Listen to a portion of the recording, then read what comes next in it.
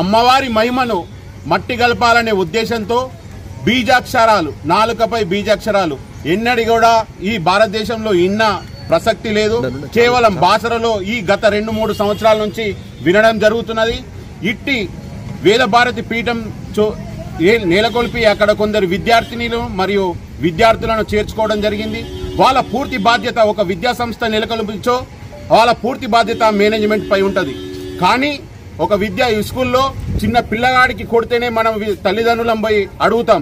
ఈ విద్యా సంస్థలో, ఈ విద్యాపీఠంలో మరణాలు జరుగుతున్నాయి. అక్కడ ఉన్న విద్యార్థులకు అసలు పరిరక్షణ లేదు.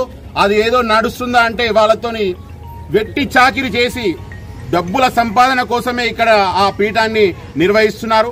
వారి నిర్వాహకులపై కఠినంగా చర్యలు తీసుకొని మన భక్తుల మనోభావాలను కాపాడాలని రాష్ట్ర ప్రభుత్వాన్ని మరియు బాసర ప్రతి పౌరుడు, ఇక్కడ అమ్మవారు ఉంటేనే మనం ఉన్నాము, అమ్మవారు లేకుంటే మనం లేము అనే ఉద్దేశంతో ప్రతి పౌరుడు, బాసరలో నివసించే ప్రతి పౌరుడు కంకణబద్దులై అమ్మవారి ప్రతిష్టను మరింత తీసుకెళ్లే ఉద్దేశంతో పనిచేయాలని. ఇట్లాంటి దుష్టశక్తులు వస్తుంటాయి, పోతుంటాయి.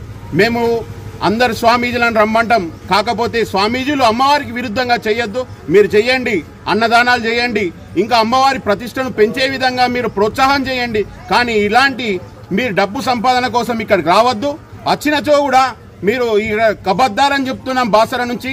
ఇంకోసారి ఇలాంటి చేష్టలు ఇక్కడ బాసర గ్రామంలో ఈ పవిత్ర పుణ్యక్షేత్రంలో నడవని మేము హెచ్చరిస్తున్నాం. త్వరితగతిన ఇట్టి చర్యలపై చర్యలు తీసుకొని అట్టి వారిని అరెస్టు చేసి బాసర పవిత్రను కాపాడాలని రాష్ట్ర ప్రభుత్వాన్ని డిమాండ్ చేస్తున్నాం. జై హింద్.